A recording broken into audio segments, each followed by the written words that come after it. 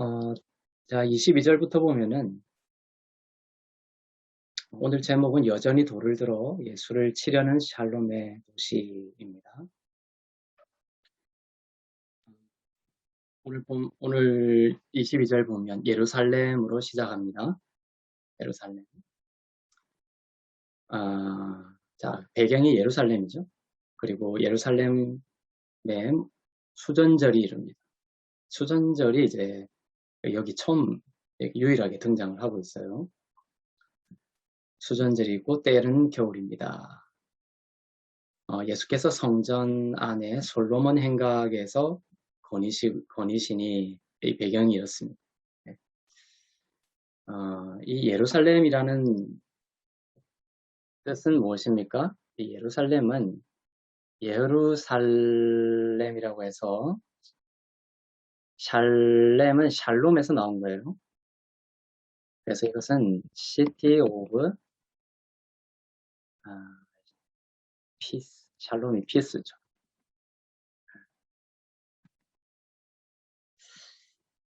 평화의 도시 이런 뜻이에요. 샬롬이 예루살렘.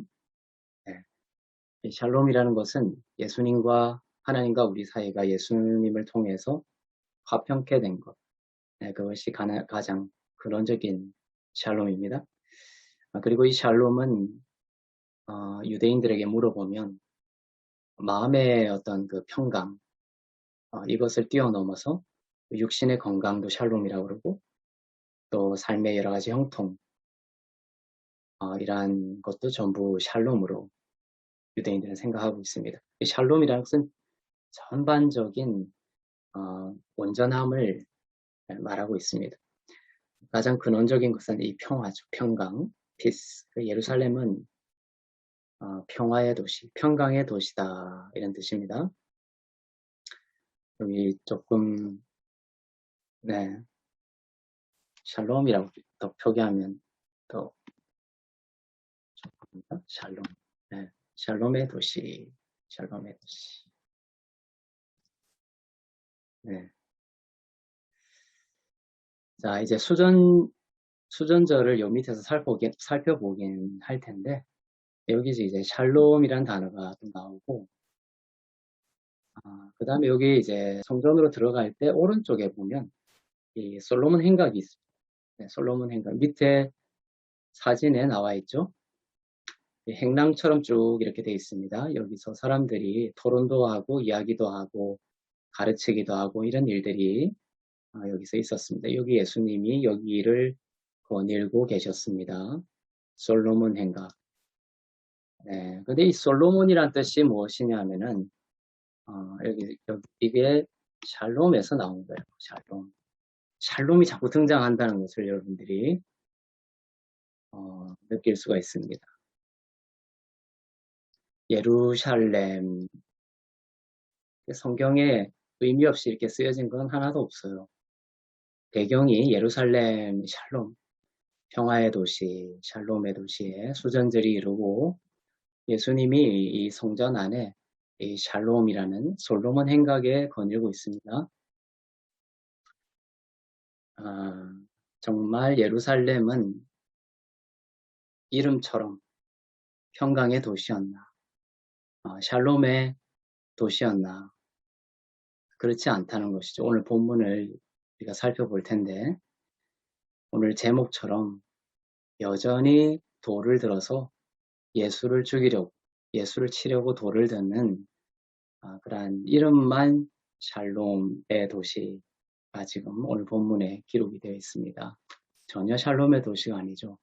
샬롬의 도시가 되려면 사람들이 예수를 믿고, 예수를 그리스도로 믿고, 하나님의 아들로 믿고, 이제 하나님과 화평한 상태가 되어야 이 예루살렘은 진정한 그 평화의 도시, 샬롬의 도시라는 이름처럼 참된 의미에서 그 평화의 도시를 회복할 수가 있지만 그렇지 못하다는 것이에요.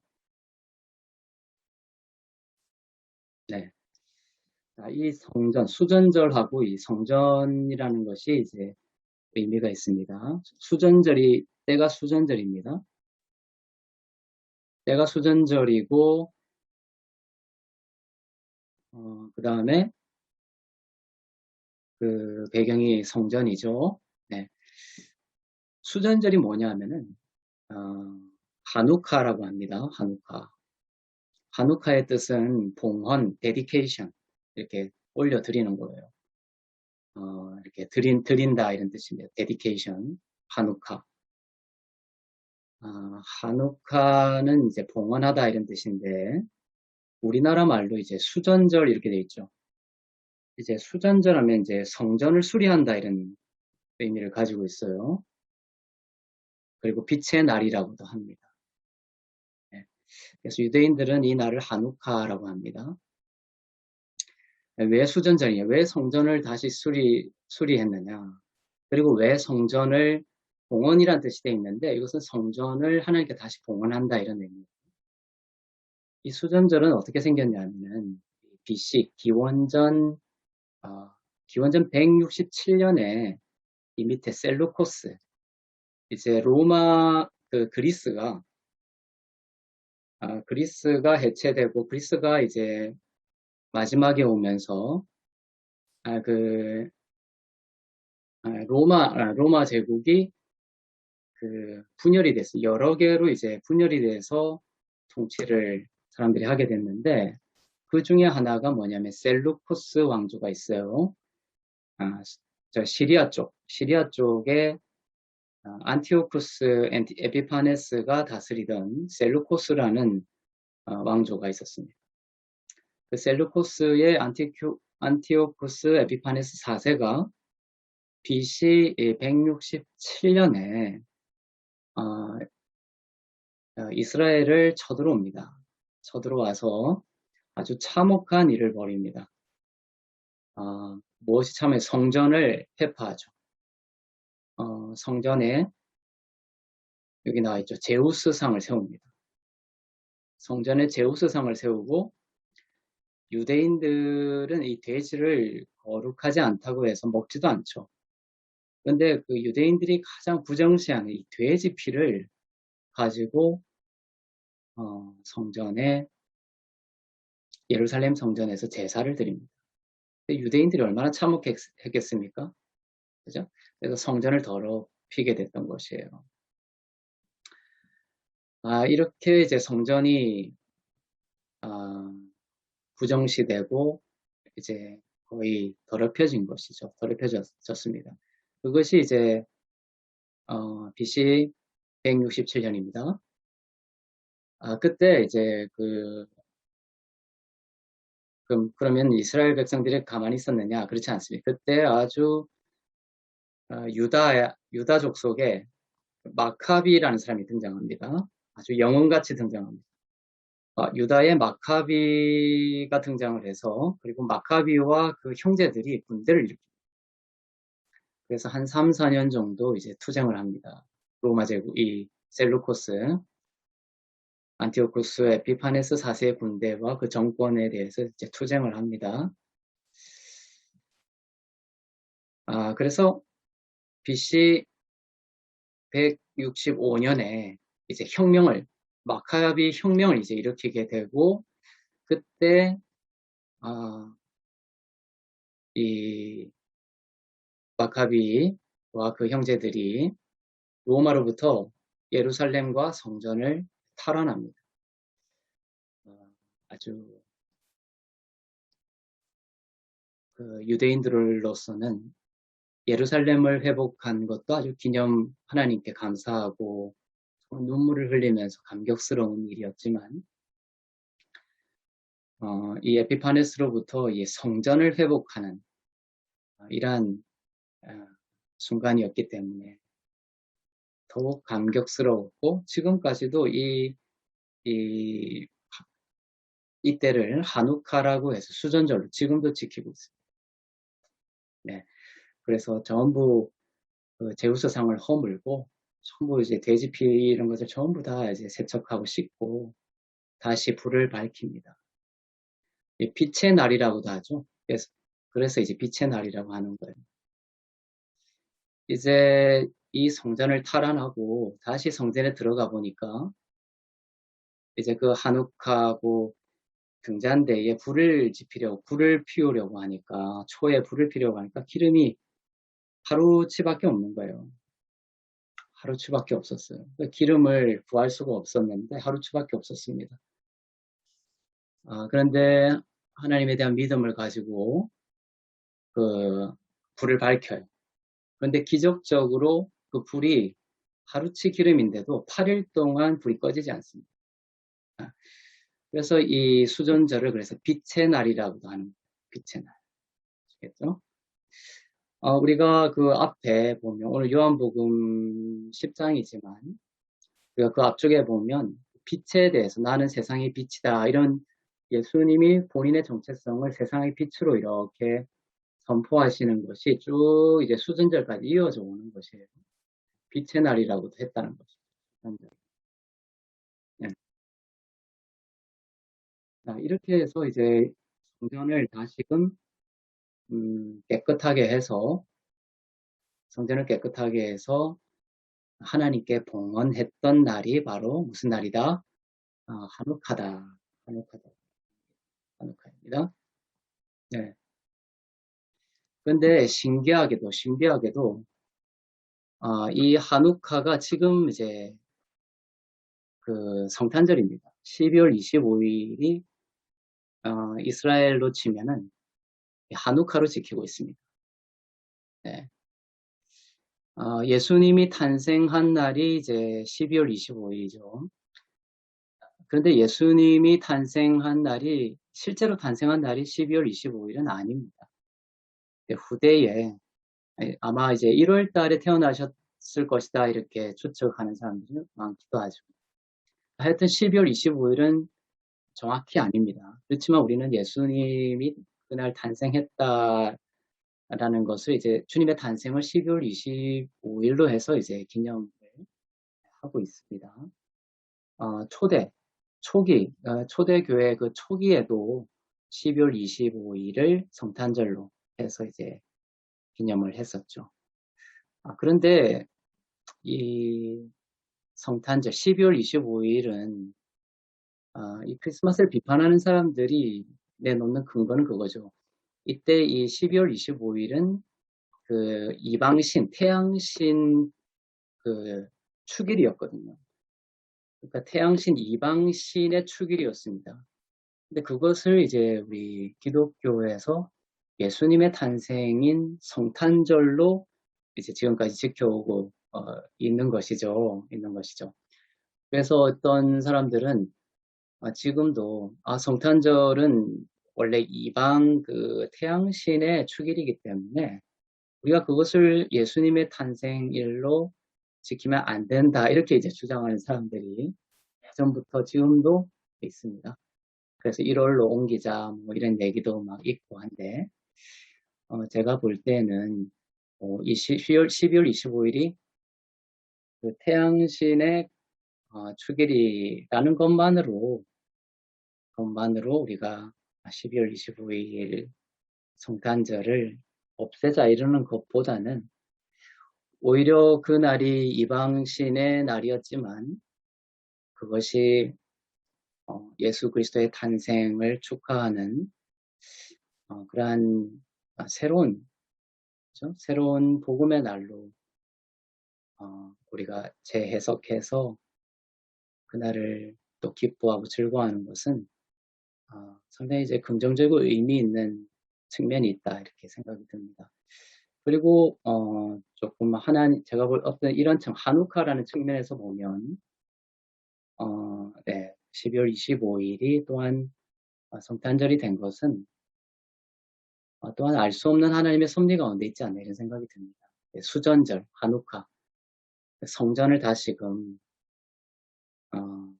에피파네스로부터 탈환해서 그 성전을 다시금 거룩하게 해서 하나님께 봉헌한 그 날이 바로 이제 성탄절이다. 하누카라는 것은 또한 우리에게 시사하고 의미하는 바가 많다라고 생각이 듭니다. 이렇게 성전을 다시금 깨끗하게 해서 정화해서 하나님께 드렸습니다. 그렇죠? 그래서 이 성전, 수전절하면 성전이 중심이겠죠. 성전, 잃어버린 성전을 다시 찾은. 그래서 예수께서 지금 어디서 거니시고 계세요? 성전 안에서 거니시고 계십니다. 성전. 그렇죠? 자, 네. 근데 이 성전, 이 그 유대인들이 이 마카비 혁명을 통해서 탈환하고 다시금 하나님께 봉헌한 이 성전.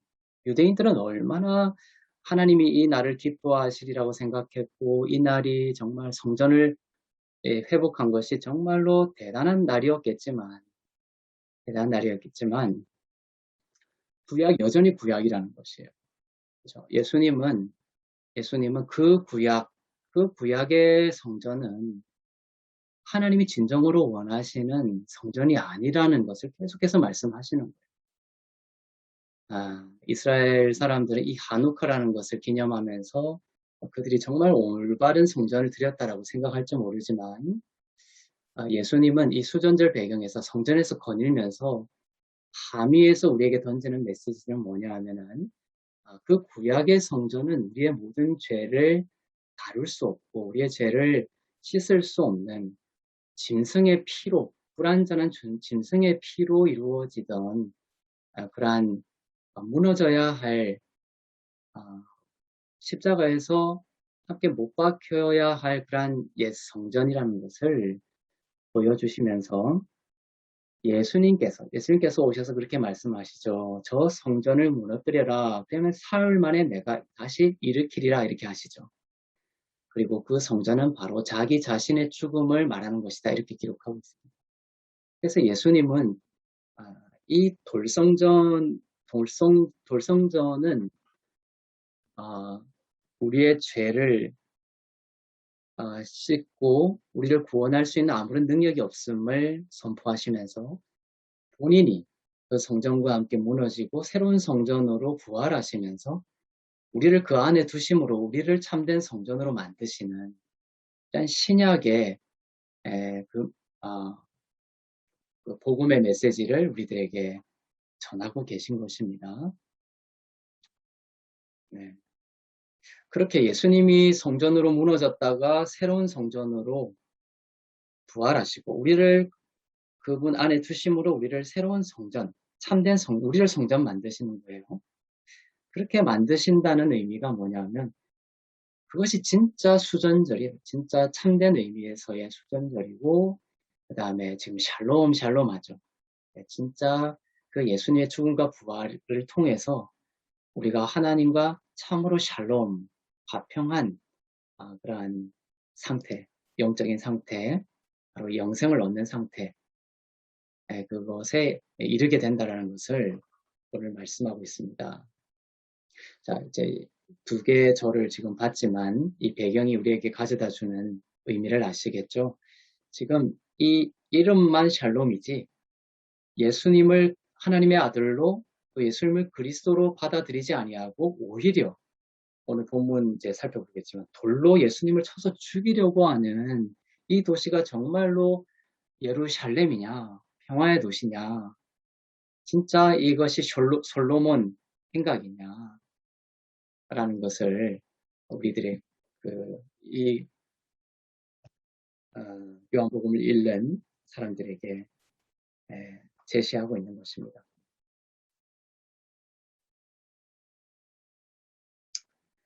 네, 솔로몬 행각에서 이제 거기서는 많은 사람들이 모여서 가르치기도 하고 토론도 하고 했다고 했습니다. 이제 예수님과 유대인들이 이 솔로몬 행각에서 이제 이야기를 나누고 있습니다. 24절부터. 유대인들이 애워싸고 이르되 당신이 언제까지나 우리의 마음을 의욕하게 하려 하나이까? 그리스도이면 밝히 말씀하소서 이렇게 합니다. 당신이 그리스도면 밝히 말해라. 이렇게 유대인들이 말을 하고 있습니다. 근데 예수님도 참 답답해요. 예수님 답답하실 거예요. 왜냐하면 계속해서 예수님은 내가 하나님의 아들이다. 내가 그리스도다 말씀하셨잖아요. 그런데도 유대인들이 왜 자꾸 이렇게 말하죠? 그리스도이시면 밝히 말씀하소서 이렇게 하는 거예요. 문제는 뭐예요? 예수님이 내가 그리스도다라고 말씀 안 하신 게 아니라, 이제는 뭐냐면, 아무리 예수님이 내가 그리스도다라고 말씀하셔도, 그죠? 유대인들이 그 말을 믿지 않는 것이 근본적인 문제라는 것입니다.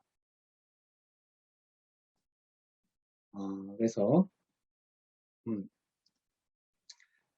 예수께서 대답하시되, 내가 너희에게 말하였으되, 이미 말하였다는 거예요. 여러 차례 말하였지만, 무엇이 문제예요? 그들이 믿지 아니하는 것이 문제입니다. 내가 내 아버지의 이름으로 행하는 일들이 나를 증거하는 것이거늘 너희가 내 양이 아니므로 믿지 아니한도다. 첫째, 그들이 믿지 않는 것이 문제. 예수님이 그리스도라고 말씀 안 하신 것이 아닙니다. 또 그리스도만이 할 수 있는 이적과 표적을 행하셨어요. 그런데도 그들이 믿지 않는 것은 첫째, 그들이 믿지 않기 때문에 주님이 말씀하지 않으셨기 때문입니다. 그리고 더 근본적인 문제가 오늘 나옵니다. 26절에 그들이 믿지 않는데 믿지 않는 이유가 뭐라는 거예요? 내 양이 아니기 때문에 믿지 않는다. 내 양이. 자, 이것은 아주 깊이 있는 신학적인 질문과 대답이 오고 갈 수 있겠죠. 오늘날에도 마찬가지입니다.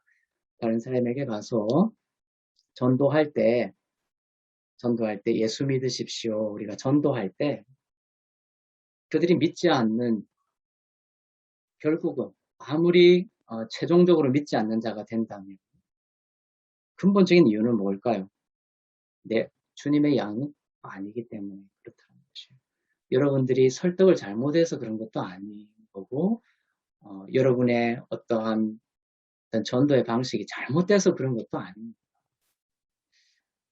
자, 오늘 예수께서 이렇게 사람이 아니고, 여러분도 아니고, 구원자 되시는 예수님이 직접 말씀하시는데도 그 사람들이 믿어요, 안 믿어요? 안 믿어요. 예수님이 말씀하시는데도 안 믿어요. 그죠? 그래서 많은 사람들이 전도하다가 사람들이 안 믿으면 막 자책하죠. 내가 뭐가 잘못됐나. 물론 내가 어떤 복음을 증거하나 복음을 증거하지 않나 그 내용은 늘 살펴봐야 되겠죠. 우리가 전도할 때 이런 점을 기억해야 됩니다. 하나님이 정하신 양이면 아버지의 것이면 반드시 복음에 응답하게 되어 있다라는 것입니다. 그리고 그들이 믿지 않는 것은 나의 어떤 설득의 미흡함 때문이 아니라 결국은 그 영혼이 하나님의 양이 아니기 때문입니다.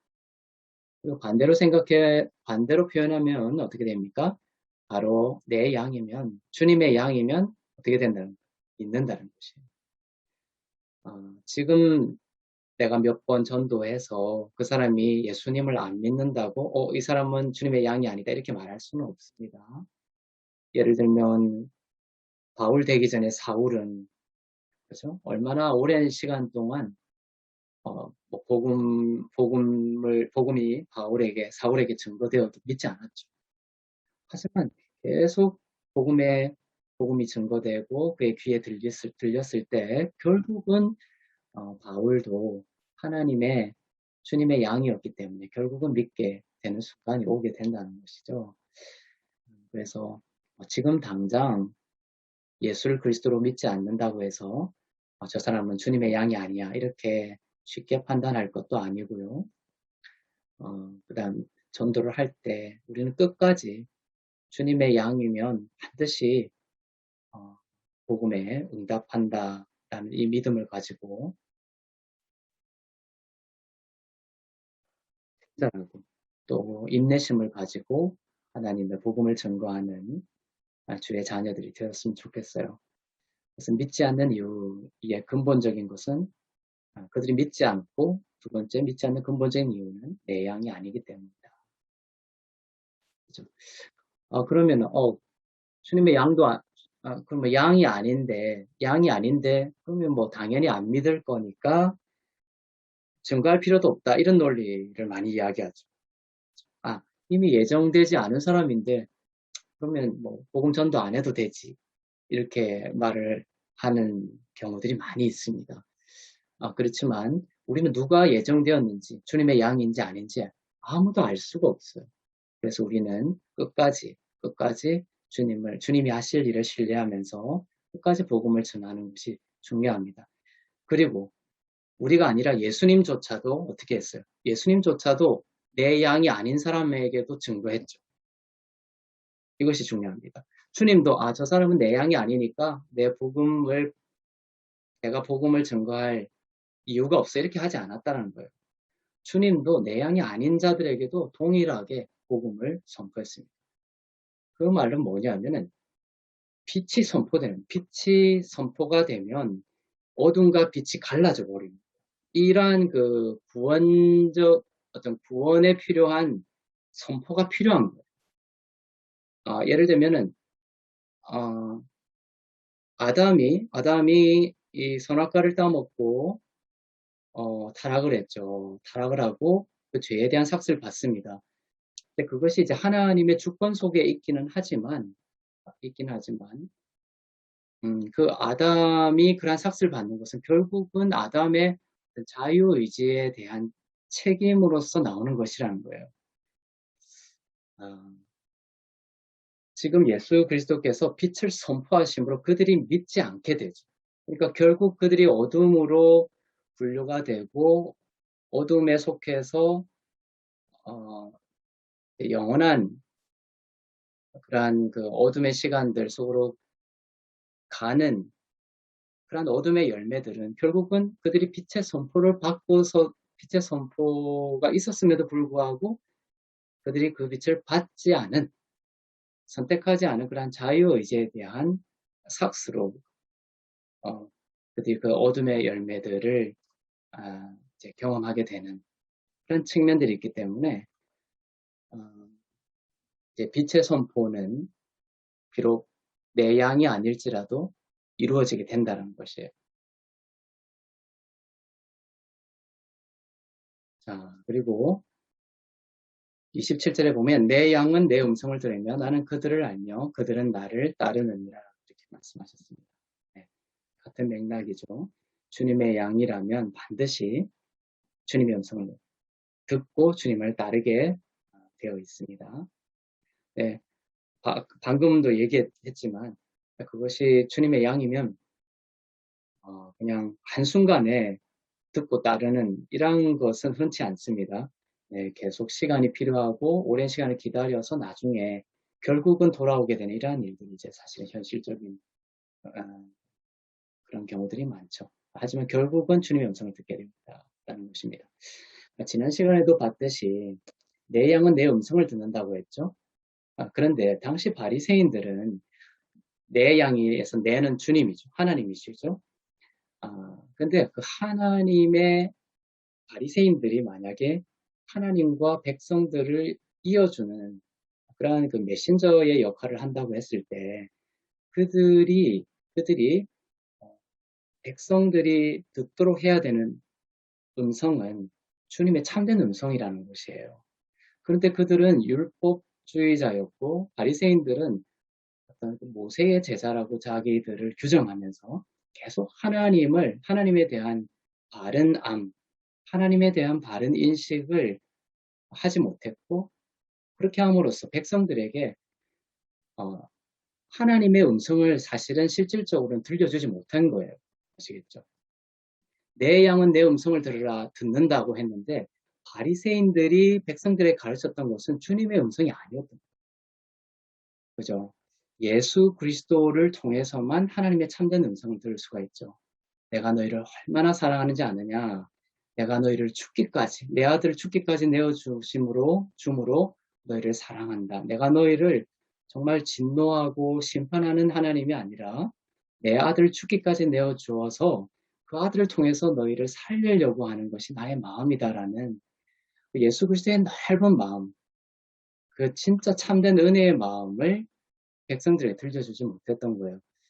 그래서 백성들은 하나님을 어떻게 오해했던 거예요. 계속 채찍을 들고 자기들을 채찍질하고 의를 요구하고 불가능한 것을 계속 강요하는 그런 하나님으로 그러니까 찌푸리고 그다음에 얼굴 찌푸리고 인상 쓰고 채찍을 들고 근엄하게 서 있는 그런 하나님으로 이제 인식하게끔 만들었다. 그래서 그 사람들로 하여금 참으로 하나님께로 이끌려오지 못하도록 하는 장애물이 되었던 것이죠, 바리새인들. 그래서 하나님이 그토록 예수님이 바리새인들을 그렇게 안타까워했던 이유가 바로 그것입니다. 이 27절을 생각하면서 이 짧은 한 2, 3분짜리 영상을 한번 보도록 하겠습니다.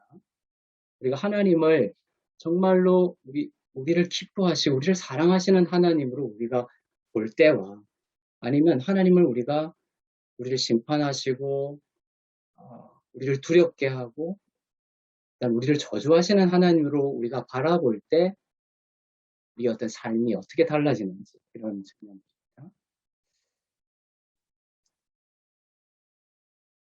시각벼랑의 한음이 도전. 맞은편에 엄마를 바라보는 한음이. 이때 웃음기 없는 표정으로 한음이를 바라보는 엄마. 몇 걸음 채 가지 못했는데 자신의 키보다도 높아 보이는 낭떠러지에 깜짝 놀란 모습. 아이고 아이고. 어쩔 줄 모르는 한음이 엄마에게 간절한 눈빛을 보내지만 되돌아오는 것은 엄마의 싸늘한 표정뿐.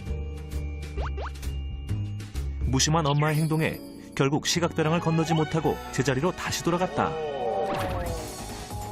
연우에 이어 한음이 역시 시각벼랑을 건너지 못하고 포기. 아이들은 무표정한 엄마의 얼굴을 보는 즉시 제자리로 돌아갔다. 심리학적으로는 거울 이미지 효과라고도 하고요. 부모의 그런 부정적인 감정이나 태도가 아이들한테 결국엔 대물림되고 전달될 수도 있는 그런 효과를 가진다고 보시면 될 것 같아요. 그렇다면 반대로 엄마가 편안하게 웃는 표정을 짓는다면 아이들은 어떨까? 조금 전 실험과는 달리 한박 웃음을 짓고 있는 엄마. 엄마의 행복한 미소를 보자 덩달아 기분이 좋아진 연우. 그러나 이때 연우의 눈앞에 보인 것은 시각벼랑을 건너기 전 물끄러미 엄마의 얼굴을 바라보는데 엄마의 환한 표정을 확인하자마자 거침없이 앞으로 돌진하는 연우. 야, 이거 감동적이다. 미소 짓고 있는 엄마를 보자 한 채 망설임도 없이 그대로 직진. 엄마의 웃음 덕에 무서웠던 시각벼랑을 용감하게 통과. 엄마의 표정 변화로 확실하게 알 수 있었던 연우의 달라진 반응.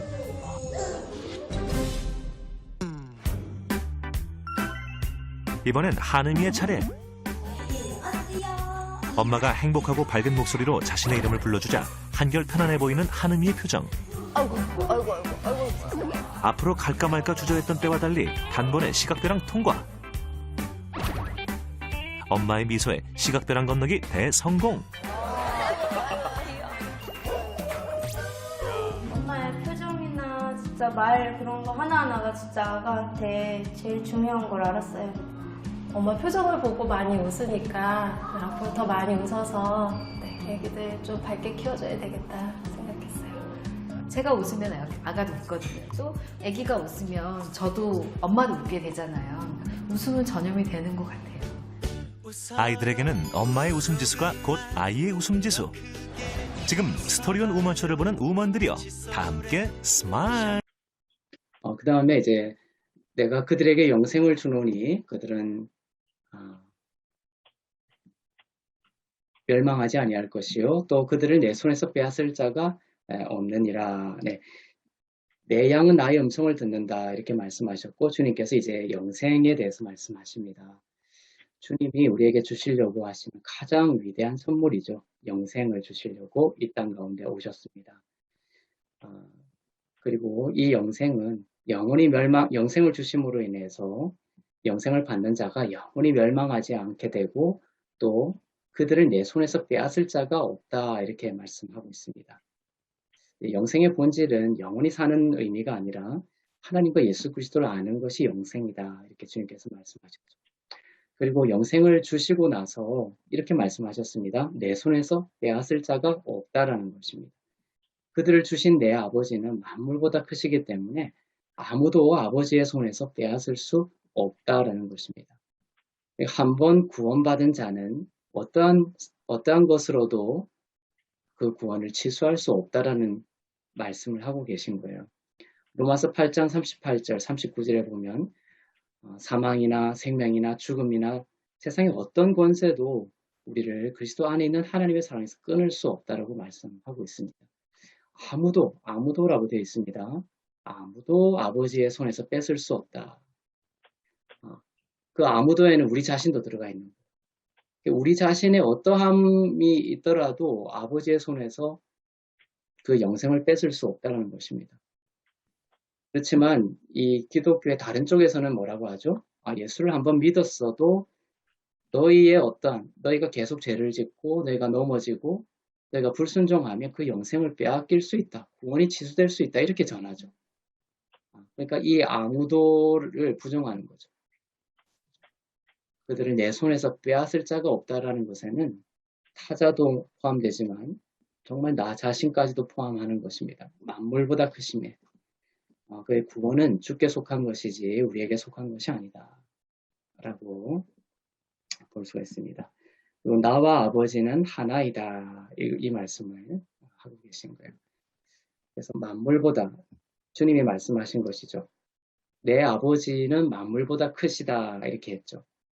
그리고 30절에서는 나와 아버지가 하나다라고 하셨죠. 즉, 이 말은 뭡니까? 예수님 자신이 또한 만물보다 크심을 말씀하고 있는 것이에요. 그렇죠? 하나님 아버지, 유대인들, 바리새인들은 예수님이 하나님을 아버지라고 부르는 것 자체도 신성모독이었고, 그렇게 한다는 뜻은 뭐냐면 예수님도 하나님이다라는 뜻이었거든요. 그래서 그것을 신성모독으로 이야기를 했습니다. 하지만 예수님은 하나님을 나의 아버지다라고 하시면서 어떻게까지 말씀하면 나와 아버지는 하나다. 즉 내가 하나님이다. 그리고 나 또한 만물보다 크다라는 것을 선포하고 계신 거예요. 그랬더니 유대인들이 다시 돌을 들어서 예수님을 치려고 했던 것입니다. 그죠? 샬롬의 도시, 예루살렘의 도시, 평화의 도시인 이 예루살렘이 정말로 예수님을 받아들임으로써 말 이름 그대로 평화의 도시가 아니라 지금 예수님을 밀어내고 예수님을 신성모독을 범하는 그런 죄인 취급하면서 계속 돌을 들어서 예수님을 치려고 하는 그런 샬롬의 도시가 아닌 정반대 아이러니적인 예루살렘의 참혹한 모습을 우리가 볼 수가 있는 것입니다. 네, 예수께서 대답하시되 내가 아버지로 말미암아 여러 가지 선한 일로 너희에게 보였거늘 그 중에 어떤 일로 나를 돌로 치려 하느냐. 유대인들이 말하되 너가 한 선한 일로 우리가 돌을 들어서 너를 치려고 하는 것이 아니라 너가 하나님이라고 하고 하나님을 너가 아버지라고 하고 그냥 신성모독으로 인해서 너를 치려고 한다. 너가 사람이면서 어떻게 자칭 하나님이라고 하느냐. 이렇게 신성모독을 이유로 예수님을 돌로 치려고 한다. 이렇게 이제 이야기를 하면서 돌을 치려고 하는 것이죠. 그래서 34절에 보면 좀 의미 있는 말씀을 주께서 하십니다. 예수께서 이렇게 말씀하세요. 내가 하나님이라고 했다고 해서 너희가 나를 신성모독으로 돌을 치려고 하느냐? 율법을 봐라. 율법에 보면 어떻게 되어 있냐면 내가 너희를 신이라 하였노라 하지 아니하였더냐. 이 말은 뭐냐면 시편 82편에 보면 하나님의 말씀을 받은 자들을 신이다라고 표현한 부분이 나와요. 82편 6절에 보면 내가 말하기를 너희는 신들이다. 엘로힘이라는 히브리어 원어를 쓰면서 너희는 신들이며 다 지존자의 아들들이다. 이렇게 표현을 하고 있거든요. 그래서 율법에 너희를 신이라고 하였는데 내가 나를 신이라고 하는 것이 그렇게 신성모독이냐 이렇게 이제 반문하고 있는 것입니다. 네. 근데 이 시편 82편의 전체적인 맥락은 뭐냐면 너희는 신들이다 라고 했을 때 이 시편 82편은 그 재판하는 사람들을 향한 하나님의 말씀이에요. 이 땅에. 그러니까 하나님의 말씀을 위임받아서 사람들을 재판하는 자들을 신들이라고 언급하고 있습니다. 즉 하나님의 그 신적인 일들을 위임받아서 사람들에게 이제 재판하고 심판하는 그런 이 땅의 그 재판자들을 신적인 일을 한다라는 의미로 이제 신이다 이렇게 붙었던 것이에요. 네, 그것이 율법을 시편을 껍질로 해석할 때, 껍질로 읽을 때 우리가 받아들이는 인식론인데 주님은 그것을 인용하시면서 어떻게 인용하시냐면 하나님의 말씀을 받은 사람들을 신이라 하셨거늘 이렇게 해석하셨어요. 시편 82편의 그 껍질로는 재판관들에게 신들이라고 했던 그 말을 인용하시면서 주님은 그 말의 함의는 본질은 하나님의 말씀을 받은 사람들은 신이다 이렇게 말씀하시는 거예요. 네, 아시겠죠? 이것이 함의입니다. 그래서 시편 82편에 사람들을 재판하는 자들을 신들이라고 언급한 것은 하나의 그림자요 상징이고 본질은 뭐냐면 하나님이 신들이다 부를 자들은 결국 장차 하나님과 함께 세상을 다스릴 성도들에 대한 예언적 표현이다라고 볼 수가 있는 것입니다. 하물며 아버지께서 거룩하게 하사 세상에 보내신 자가 그죠? 나는 하나님의 아들이다 하는 것으로 너희가 어찌 신성 모독이라 하느냐. 만일 내가 내 아버지의 일을 행하지 아니하거든 나를 믿지 말려니와 내가 행하거든 나를 믿지 아니할지라도 그 일을 믿으라. 이 부분입니다. 예수님이 말씀하시는 거 내가 아버지의 일을 행하고 있다. 내가 아버지의 일을 행하지 아니하면 나를 믿지 말라.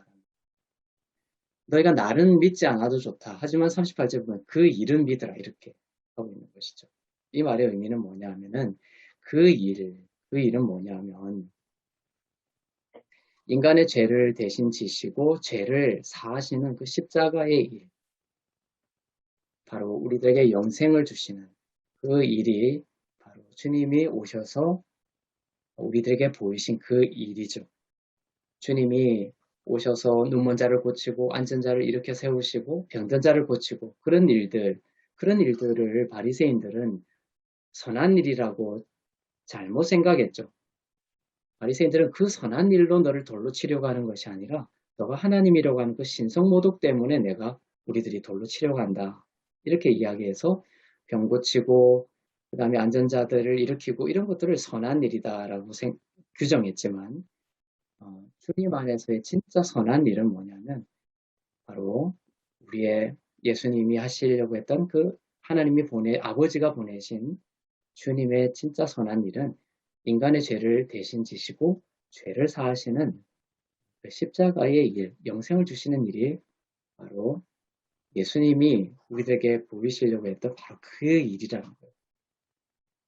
바로 그 일을 믿으라는 거예요. 그 일을 믿게 되면 그 일을 하고 있는 바로 예수가 하나님이 보내신 하나님의 아들이고 그리스도라는 것을 진정으로 알게 될 거다라는 것이에요.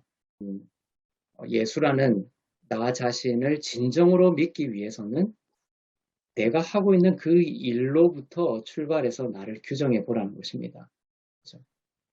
이렇게 주님이 그 일을 통해서 나를 메시아로 규정하기를 원하시더라도 바리새인들은 아까 예수님이 복음을 전파해도 그것을 믿지 아니했던 것처럼 그 일을 믿으라고 했음에도 불구하고 바리새인들은 그 일을 죄를 씻는 십자가의 일로 그 일을 보지 아니하고 그 일을 뭐라고 했어요 아까? 여기 선한 일, 병 고치고 그 다음에 앉은 자를 일으키고 눈먼 자를 뜨게 하고 이러한 그러한 어떤 표적들, 그런 것들을 이제 바리새인들은 주님이 하는 선한 일로 했던 것이죠. 하지만 주님은 그것은 하나의 상징이고 진짜 주님이 오셔서 보여주려고 했던 선한 일은 바로 그 일, 바로 십자가로 우리의 죄의 문제를 해결하시는 일, 영생을 주시는 일이 바로 그 일이다. 우리가 그 일에 대해서 눈을 뜰 때 주님을, 예수를 그리스도로, 하나님의 아들로 믿을 수가 있게 되는 것이라는 거예요. 주님이 물론 이것이 본질적인 선한 일이고 그러한 선한 일을 믿을 때에 그다음에 우리가 병을 고치게 되고 그다음에 눈먼 자가 눈을 뜨게 되고 이러한 그 치유 사역도 물론 그 안에 포함되어 있는 선한 일의 일종이긴 하위 개념이긴 하죠. 하지만 그러한 것들은 예를 들면 나사로가 죽음에서 살아났죠. 그렇지만 결국 그 나사로도 또 죽죠. 영원하지 않다는 거예요. 우리가 예수 그리스도의 이름으로 치유함을 받아요. 아픈 곳이 낫기도 합니다. 하지만 결국은 그것은 영원하지가 않다는 거예요. 주님이 진짜로 우리에게 주시려고 했던 진짜 선한 일은 뭐냐면 영원한 영생을 우리에게 주시는 것이 바로 주님이 오신 목적이고 우리에게 주시려고 하는 최고의 선물이라는 것입니다. 바리새인들은 그걸 보지 못하고 주님이 이렇게 펼치시는 어떤 그런 껍질적인 일들을 가지고 주님의 선한 일을, 주님이 하시는 일의 모든 것을 규정하려고 했던 것이에요. 그러니까 주님을 하나님의 아들로 그리스도로 받아들일 수가 없었던 것입니다. 네. 네. 시간이 이제 많지가 않기 때문에 이제 39절로 빨리 넘어가 보면 이제 이러한 이제 말씀을 하시니까 다시 그들이 예수를 잡고자 하였지만 예수님은 그 손에서 벗어나 나가시니라. 이렇게 됐습니다. 그 예루살렘의 평화의 도시, 그리고 그 평화의 솔로몬 행각, 거기서 이제 이러한 말씀이 주고받는 일들이 오늘 일이 이제 벌어졌지만 거기서 결국은 평화가 일어나는 것이 아니라 바리새인들이 예수를 그리스도로 받아들이지 아니함으로 말미암아 예수를 돌로 치려고 했죠. 결국 참된 의미에서의 평화의 도시가 아니었던 것입니다. 그들이 다시 예수를 잡고자 했습니다. 돌로 쳐 죽이려고 했습니다. 하지만 예수님은 그곳에서 벗어났죠. 벗어나서 어디로 갔냐면 처음에 요단강 저편, 요한이 처음으로 세례 베풀던 곳에 이제 가셨어요. 예수님을 잡아가지고 그 사람들이 돌로 쳐서 죽이려고 했지만 돌로 쳐서 죽일 수가 없었습니다. 예수님은 돌에 맞아 죽기로 예언된 자가 아니었거든요. 이미 신명기에 보면 예수님은 십자가에서 죽을 것이 예언돼 있어요. 그래서 사람들이 돌을 들어서 아무리 예수님을 돌로 쳐서 죽이려고 해도 예수님은 돌에 맞아 죽을 운명은 절대 아니에요. 사람들은 돌을 들어서 예수님을 칠 수가 없었던 거예요. 결국은 예수님은 십자가를 향하여 도도히 이제 걸어가고 있는 모습을 우리가 볼 수가 있습니다. 그리고 이 평화의 말뿐인 평화의 도시를 벗어나서 세례 요한이 세례 베풀던 곳으로 이제 가서 거하셨고 41절에 보면 이제 많은 사람들이 그곳에 와서 말을 합니다. 요한은 아무 표적도 행하지 아니하였으나 요한이 이 사람을 가리켜 말한 것은 다 참이다. 그리고 거기서 많은 사람이 예수를 믿게 되었습니다. 그렇죠? 예루살렘에서는 예수를 믿는 사람들이 지금 많았다 이렇게 기록 오늘 본문에서는 없지만 지금 세례를 베풀던 그곳에서 요한이 이 사람을 가리켜 말한 것은 다 참이다라고 하는 이러한 고백들이 일어나면서 많은 사람들이 예수를 믿게 되었던 것이에요. 그때 요한이 이 사람을 가리켜서 말한 것은 뭡니까? 요한복음 1장 29절에 보면 요한이 그런 말을 했죠. 보라, 세상 죄를 지고 가는 하나님의 어린 양이로다. 세례 요한은 예수님의 다른 하위 선한 일이 아니라 가장 최고의 본질적인 선한 일, 세상 죄를 지고 가는 하나님의 어린 양, 예수 그리스도가 오셔서 우리의 죄를 대신 지시고 죄의 문제를 해결하시는 그 구원자 되시는 예수 그리스도를 보라고 하셨죠. 그것을 주목할 때 사람들은 참으로 예수님을 나의 구주로 믿게 되는 일들이 일어났고 이름뿐인 예루살렘이 아니라 바로 예수님을 나의 구주로 고백하는 그곳이 바로 참된 평화의 땅이 되었던 것을 우리가 볼 수가 있습니다. 그래서 지금 예수님을 돌로 쳐서 죽이려고 했던 그러한 바리새인들에 대한 기록이 있지만 주님은 우리들이 예수를 그리스도로 믿어서 예수를 돌로 치는 자들이 아니라 하나님의 말씀을 받은 사람들, 신으로 만드시는 거예요. 여러분들을 신이다라고 하면 좀 이상하게 들으시는 분들이 있을지 모르겠지만 오늘 35절에 보면 주님은 하나님의 말씀을 받은 사람들, 예수님을 나의 그리스도로 믿는 사람들을 신이라고까지 표현하시는 여러분들 하나님의 아들들이죠. 예수님을 믿고. 그 말은 여러분들이 신적인 존재, 신은 아니지만 신적인 존재로 주님이 보고 계신다라는 것을 우리는 이 본문을 통하여 알 수가 있습니다. 그러니까 주님이 말씀하셨어요. 하나님과 내가 하나다. 내가 아버지 안에 있고 아버지가 내 안에 있다 이렇게 말씀하시죠. 하나다라는 뜻입니다. 그리고 나중에 요한복음 뒤에 가면 우리들에게 말씀하십니다. 내가 그리스도 안에, 그리스도가 내 안에 있고 그리스도와 우리가 하나가 된 그런 관계성을 말씀하시는 거예요. 그러니까 하나님과 예수 그리스도가 하나가 되고 예수 그리스도와 우리가 하나가 됨으로 인해서 우리가 그 삼위일체 속으로 들어가는 거예요. 신적인 관계 속으로 들어가는 것입니다. 그렇게 함으로써 이제 시편 82편이 다스리는 재판관들에게 하신 말씀이었던 것처럼 이제 참된 의미에서 예수 믿는 자들은 예수를 돌로 치는 자가 아니라 이제 하나님의 말씀을 받고 예수를 믿어 신적인 삼위일체 속으로 들어간 신적인 하나님의 아들들이 되어서 이제 하나님과 함께 예수를 돌로 치는 자가 아니라 이제 하나님과 함께 세상을 다스리는 그러한 성령을 통하여 하늘의 권능과 권세를 가진 자로 하나님께서 회복시킬 것이다 라는 말씀이고 이제 여러분들은 예수를 믿게 됨으로 인하여 그런 권세를 가진 자가 되었다라는 것을 오늘 본문을 통해서 우리는 배우게